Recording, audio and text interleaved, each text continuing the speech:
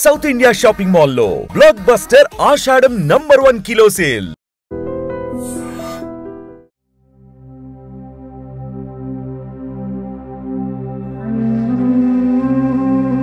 సుమారు 1200 ఏళ్ల చరిత్ర కలిగిన భారతదేశంలోనే అతి ప్రాచీనమైన దేవాలయాలలో ఒకటిగా ప్రసిద్ధిగాంచిన దక్షిణ కాశీగా పేరొందినటువంటి శ్రీముఖలింగం.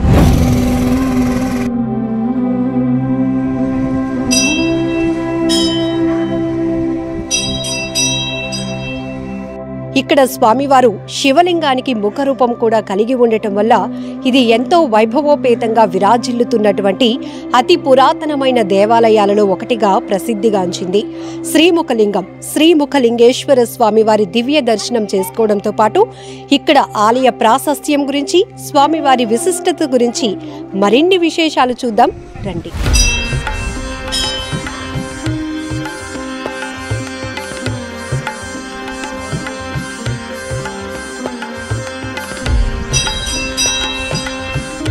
ప్రాచీన దేవాలయాలు మన దేశ సంస్కృతి, సాంప్రదాయాలను, చరిత్రను నేటి భవిష్యత్ తరాలకు కూడా అందించగలుగుతున్నాయి అంటే అత్యద్భుతం కదా.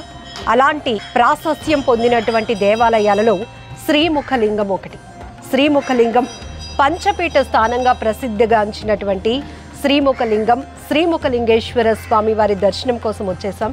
మీరు కూడా స్వామివారిని దర్శించుకోండి. ఎందుకంటే ఇక్కడ ఈ విగ్రహమూర్తి చాలా ప్రత్యేకం. ఆ విశిష్టతల గురించి అడిగి తెలుసుకుందాం.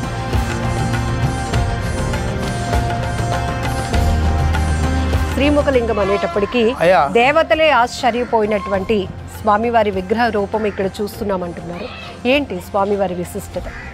ఇది శ్రీకాకుళం జిల్లా జల్మూరు మండలం శ్రీముఖలింగ గ్రామంలో వెలిసి ఉన్న పురాతనమైన శ్రీ ముఖలింగేశ్వర స్వామి క్షేత్ర మహత్యం. అప్పుడు ఇదంతా కూడా అరణ్యం. ఈ అరణ్యం పేరు గోవిందరణ్యం. ఈ గోవిందరణ్యంలో వామదేవ మహర్షి లోక కళ్యాణార్థం శ్రీ వైష్ణవ యజ్ఞం చేస్తాడు.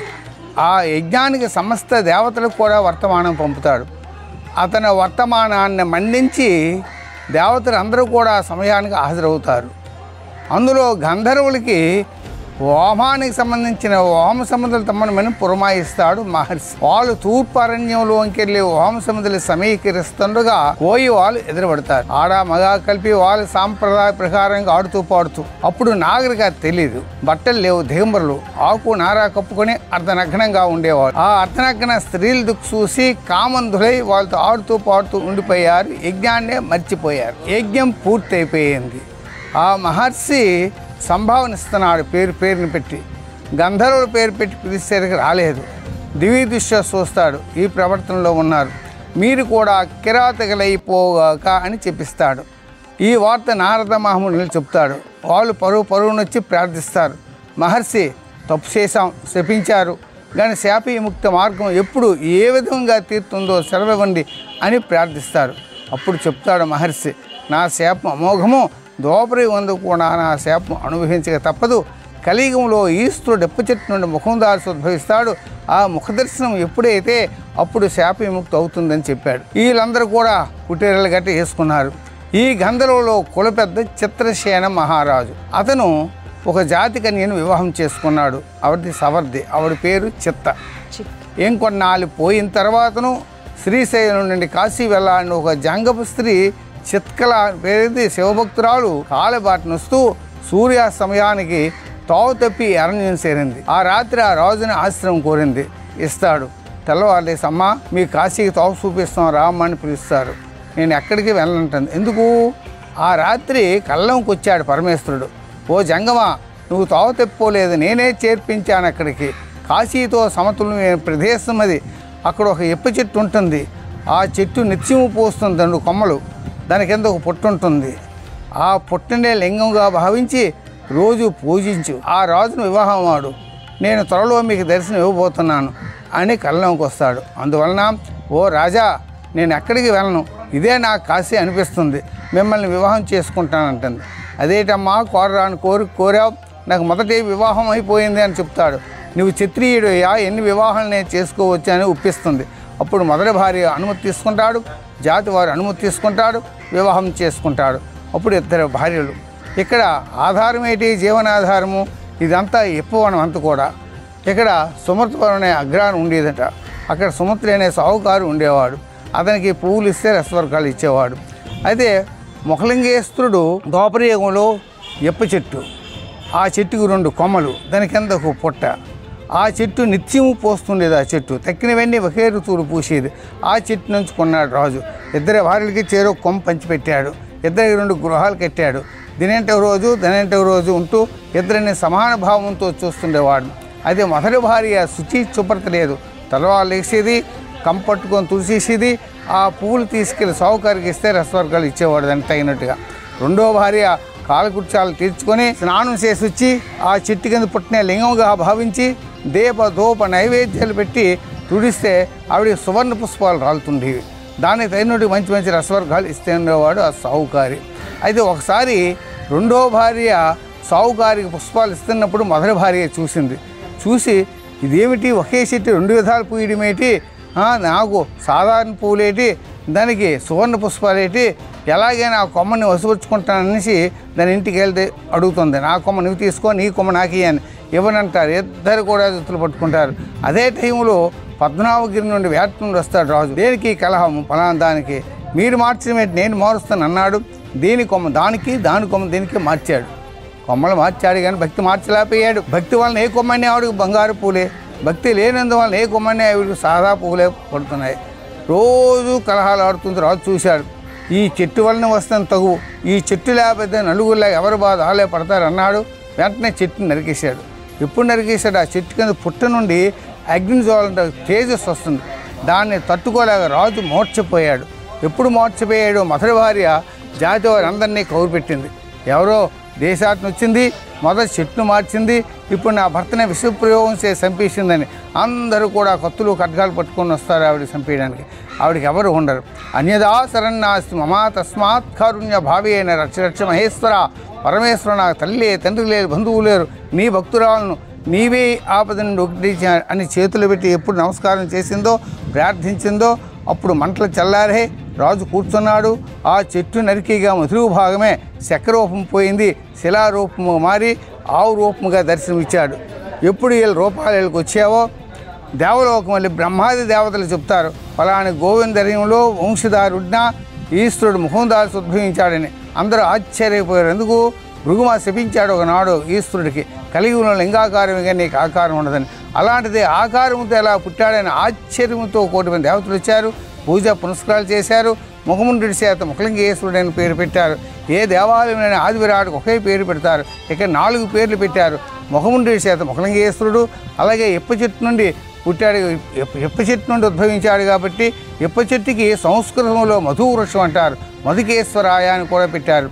ఆ లింగానికి మధ్యలో హోల్ ఉంటుంది. ఏ విధంగా? ఆవు చెవుల మాదిరిగా ఉంటుంది. అందుకు గోకర్ణేశ్వరాయ అని కూడా పెట్టారు. ఆ తర్వాత ఇక్కడ ఇదంతా కూడా జయంతిపురం అటుది. జయంతిపురంలో పుట్టాడు కాబట్టి జయంతీశ్వరాయ. యుగానికి ఒక పేరు పెట్టి కలియుగంలో ముఖలింగేశ్వరుడు పేరు సార్థకం చేసి వారి పేరును ఒక్కొక్క లింగానికి ప్రతిష్ఠించి వెళ్ళారు. ఒకటకు కోట్లింగ క్షేత్రము, దక్షిణ కాశీ. అంతే. ఈ కోట్లింగాలు కూడా ఎంతో విస్తీర్ణంలో ఉన్నామంటే 5 క్రోశములు అంటే 10 మైళ్ళు. 10 మైళ్ళు అంటే 16 కిలోమీటర్ల విస్తీర్ణంలో ఉండే లింగాలన్నీ కూడా దీనికి సంబంధించినవే. గొట్లని పుట్లని తోటలంటే అక్కడే ఉన్నాయి. అందువల్లనే దీనికి క్షేత్రపాలకుడు ఎదురుగా మొకలింగేశ్వరుడికి తూర్పు దిశగా పద్మనాభగిరి ఉంది. గిరి మీద కృష్ణార్జునుడి క్షేత్రపాలకుడు ఉన్నారనమాట. అలాగే ఈ ప్రహరీ లోపల అష్టదిక్పాలకులు వచ్చారు. ఒక్కొక్క లింగాన్ని వాళ్ళ పేరును ఒక్కొక్క లింగాన్ని ప్రతిష్ఠించుకొని వెళ్ళారు. అంతే. ఎవరి స్థానంలో వాళ్ళు ప్రతిష్ఠించలేదు, వ్యతిరేకంగా ప్రతిష్ఠించారు. ఆగ్నేయ మూల ఇంద్రుడు ప్రతిష్ఠించాడు. అలాగే అక్కడ నైరుతి మూల అగ్నిదేవుడు ప్రతిష్ఠించాడు. అలాగే వాయు మూల యమధర్మరాజు ప్రతిష్ఠించాడు. అలాగనే ఉత్తర దిశలో నైరుతి ప్రతిష్ఠించాడు. అలాగనే ఈశాన్య మూల వరుణదేవుడు ప్రతిష్ఠించాడు. ఆ తర్వాతను ఈశాన్య మూల సైడు వాయువు ప్రతిష్ఠించాడు. ఆ తర్వాత తూర్పు దిక్కులో కుబేరుడు ప్రతిష్ఠించాడు. అవి అష్టదిక్పాలకులు. అలాగే దేవాలయంలో పంచాయతనం ఉంది, అక్కడ ఈశాన్య లింగాన్ని ప్రతిష్ఠించారనమాట. ఇది 1 కోటి లింగ క్షేత్రం. అలాగే ఇక్కడ పంచాయతనం అని ఉంది. అంతే 5 ఒకే దగ్గర కూర్చుంటే మెడ తిప్పినంత మాత్రాన 5 దేవతలు దర్శనమయ్యే పీఠం అది. 1 ఆదిత్య సూర్యనారాయణమూర్తి, 2 అంబిక పార్వతి, 3 విష్ణుమూర్తి, 4 గణనాయిక, 5 మహేశ్వర. ఈ 5 దేవతల అనుగ్రహం ఉంటుందన్నమాట. అలాగనే ఇక్కడ ఈ ప్రహరీ లోపల అష్టదిక్పాలకులు కాక ఇక్కడ 8 గణపతులు ఉన్నాయి. ఇక్కడ శక్తి గణపతి, అలాగే చింతామణి గణపతి, అలాగే డుండి గణపతులు, అలాగే సాక్షి గణపతి, అలాగే విద్యా గణపతి, అలాగే బుద్ధి గణపతి అని 8 గణపతులు ఉన్నాయి. అలాగే కుమారస్వామి కూడా ముఖలింగేశ్వరుడు వెనుక భాగంలో వెలిసి ఉన్నాడు. అలాగనే ఈ ముఖలింగేశ్వరుడికి ఉత్తర దిశగా దక్షిణముఖంగా అమ్మవారు వారాహి పార్వతి కూడా సప్తమాతృలతో వెలిసి ఉందన్నమాట. అంటే బ్రాహ్మణి, మహేశ్వరి, కౌమారి, వైష్ణవి, వారాహి, ఇంద్రాణి, చాముండేశ్వరి సప్తమాతృల పర్యవేక్షణలో అమ్మ ఉంటుంది, వరాలు ఇచ్చే తల్లి. అంతరాలయంలో ఉన్నటువంటి విగ్రహమూర్తి గురించి చెప్పండి. మనకి ఇప్పుడు కనిపిస్తోంది, లోపల శివలింగం ఉంటుంది, పైన తొడుగు. ఇక్కడ మహాశివరాత్రి మహోత్సవం జరుగుతుంది. ఇప్పుడు మాఘమాసం బహుళ త్రయోదశి నుండి అలాగనే పాడ్యం వరకు, అంటే మాఘ పాడ్యం వరకు ఈ 3 రోజులకు మహోత్సవం జరుగుతుంది. మొదటి రోజు జాగరం అంటారు. ఆవేళ ప్రత్యేక పూజలు చేస్తూ రాత్రి 12 గంటలకి ముఖలింగేశ్వరుడికి మొత్తం ఆభరణలంతా తీసి బియ్యంతో లింగోద్భవం చేస్తారు. ఎవరు? పల్లాభిని మహారాజు గారు బ్రాహ్మణులతో వచ్చి వైభవంగా ఉంటుంది ఆ రాత్రి. ప్రత్యేకం అందరికీ అలవాటు ఉండదు, కొంతమందికి. ఆ తర్వాత పాగా గామంచని కడతారు. ఎటు సైడు ముఖలింగేశ్వరుడు గోపురానికి దక్షిణ భాగంలో ఉంటుంది ఒక విగ్రహం, దానికి పాగా గామంచాలు పెడతారు. తర్వాత శిఖర దీపారాధన కూడా పెడతారు. ఆ తర్వాతను లింగోద్భవం అయిన తర్వాతను నంది వాహనం మీద పార్వతీ పరమేశ్వరులకి ఊరేగింపు ఇస్తారు ఆ రాత్రి. పర్యానాడు వారాహం వారు ముఖలింగేశ్వర ప్రత్యేక పూజలు ఉంటాయి. అలాగే 3వ రోజు స్నానాలు అంటారు. చక్ర తీర్థం అంటారు, పచ్చి తీర్థం అంటారు.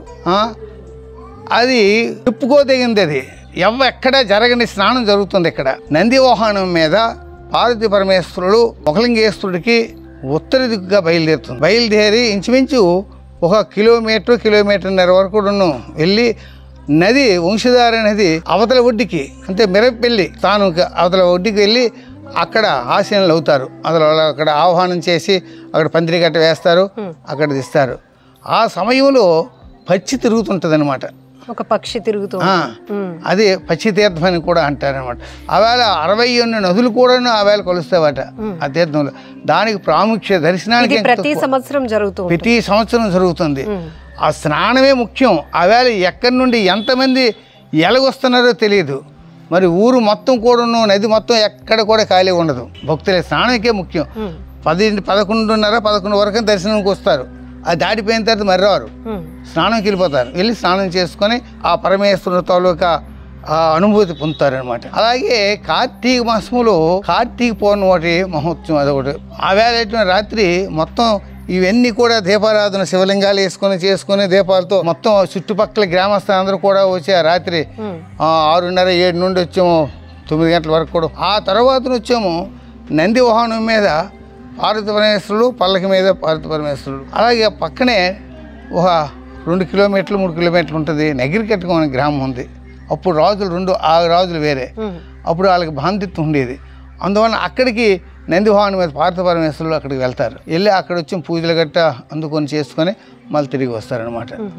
అలాగే కనుము పండుగ వస్తుంది కదా, కనుమ నాడు కూడాను నంది వాహనం మీద నగిరికట్టం గ్రామం వెళ్తున్నారు పార్వతీ పరమేశ్వరుడు. ఆ 2 ఉత్సవాలుగా ఇంపార్టెంట్ అనమాట. అలాగే దేవీ నవరాత్రులు 9 రాత్రులు కూడా అమ్మవారి పూజలు బాగా జరుగుతుంటాయి. మహానష్టం నాడైతే రాత్రి 12 గంటలకి పూర్వం ఏటేసారు, కానీ ఇప్పుడు నిమ్మకాయ వస్తారు. అక్కడ పూజలు ఇంచుమించు 500 మంది 400 మంది పూజలు కూర్చుంటారు. రాత్రి 12 వరకు కూడాను పూజలు అవుతాయి. ఇది చుట్టూ ఎంత చక్కటి వాతావరణంలో చుట్టూ ఇల్లులే ఉన్నాయి. ఇల్లుల మధ్యలో శ్రీముఖలింగేశ్వర స్వామి వారి ఇక్కడ ఏర్పాటు కావడం అనేది చాలా అదృష్టం ఈ ఊరికి సంబంధించి. ఇప్పటికీ భక్తులు ఎవరైనా వచ్చి స్వామివారి నిదర్శనంగా ఇవి జరిగాయని ఎవరైనా వచ్చి చెప్తూ ఉంటారండి? చెప్తుంటారండి చాలామంది. ఇప్పుడు మనకి ఇంక తెలియకుండా అప్పుడు కళింగ రాజ్యానికి వచ్చాము, ఈ ముఖ్యపట్నం అట అప్పుడు ఇది. అందుకే కొంతమంది ఇప్పుడు వచ్చి ఈ మొన్న కార్తీక మాసంలో కూడాను తెప్పోత్సవం వదిలేరు. అందుకే కళింగ రాజ్యం కాబట్టి ఇది కానీ రాజధాని అనేసి. మళ్ళీ కూడా ఇప్పుడు కార్తీక మాసంలో ఏర్పాట్లు అవుతున్నాయి చుట్టుపక్కల కూడా. ఓకే, థ్యాంక్ యూ, నమస్తే.